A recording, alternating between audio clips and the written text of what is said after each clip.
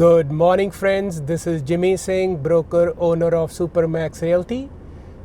Today, I'm going to discuss about rental housing scam. Since in last couple of years, rental prices have skyrocketed in Greater Toronto area, Hamilton, London, Niagara Falls. This week, two of the people who follow me on my social media YouTube channel.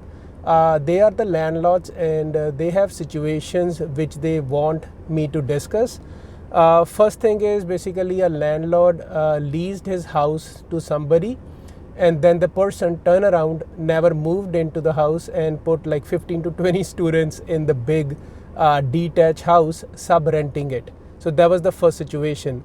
The second situation is one of the clients called me and she was like, she has a country property out somewhere in southern Ontario, and she says the landlord, so the tenant is not letting her come and visit the property. So I told her, I said, in that area there is a problem with the grow-up houses, marijuana grow-ups and all. So she should look into it and go at least visit the property, since she hasn't visited in last 1.5 years. So she called me back a day ago and she found out, when entering the property, there's plenty of plants there. It is a grow up.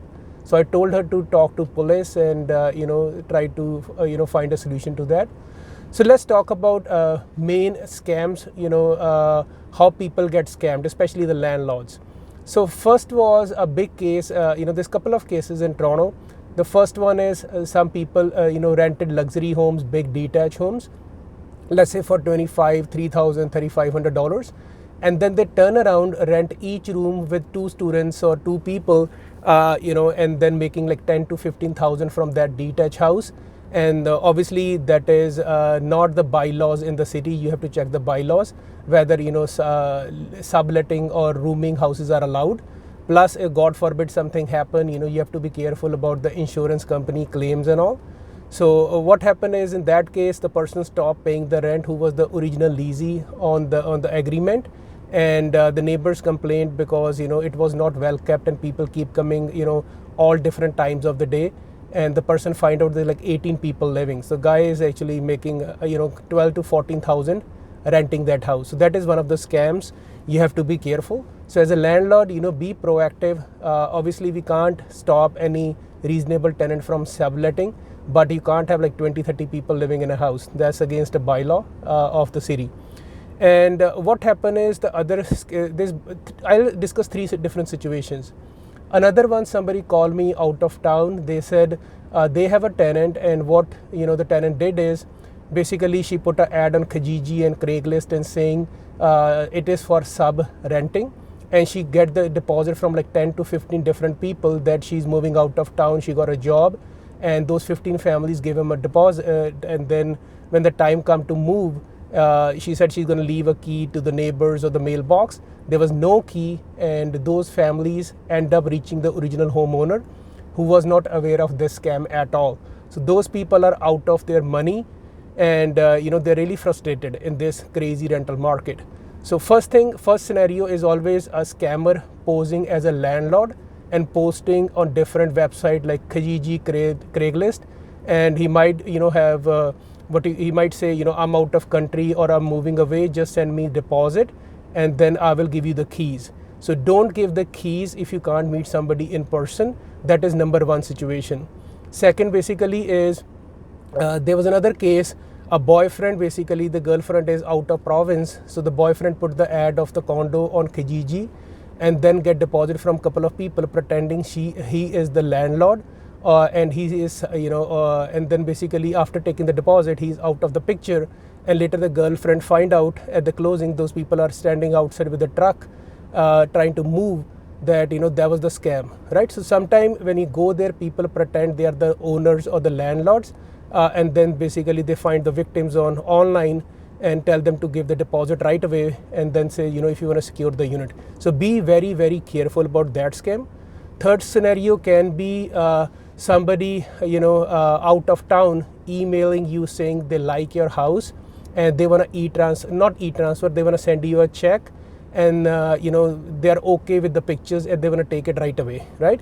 In this situation, what they do is they send you a check which is supposed to bounce, but obviously a landlord is too excited.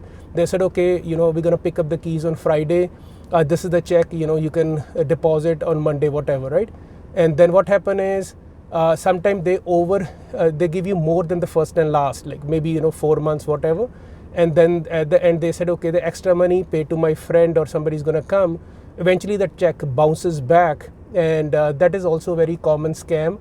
So they pay you extra money and then obviously ask you to give the extra some of the part of the money to somebody else, but the check eventually bounces off. So that is another scenario of the scams. So what you can do is this warning signs. I tell my clients there's always warning signs. So if the rental rates are below market value, that's a red flag. So if the area rents are 2,000, somebody's putting for 1,600, that is a red flag. And obviously, if you're renting a place, don't give the deposit without signing a written agreement.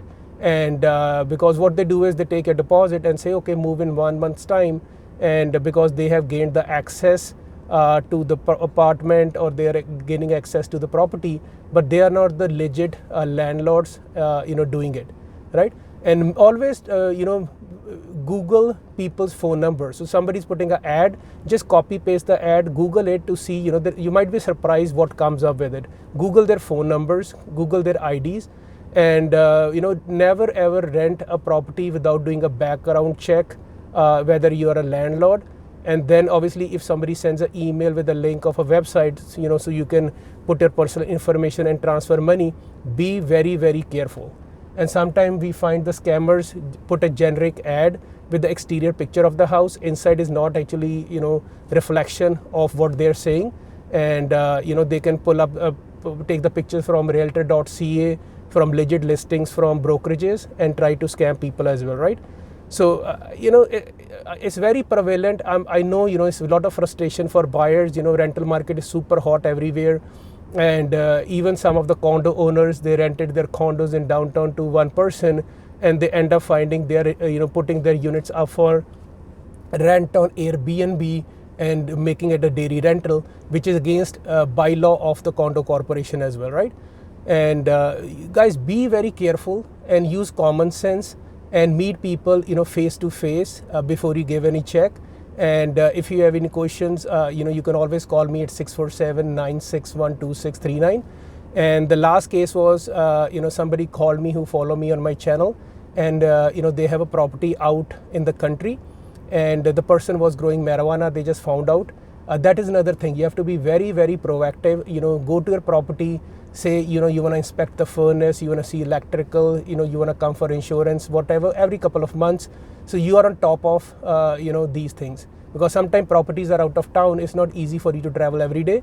But if you're a landlord, that is your responsibility. You're putting your name on the mortgage, and, banks want you to be proactive. Insurance companies want you to be proactive. So keep safe, and God bless you. Hope it helps. Bye-bye.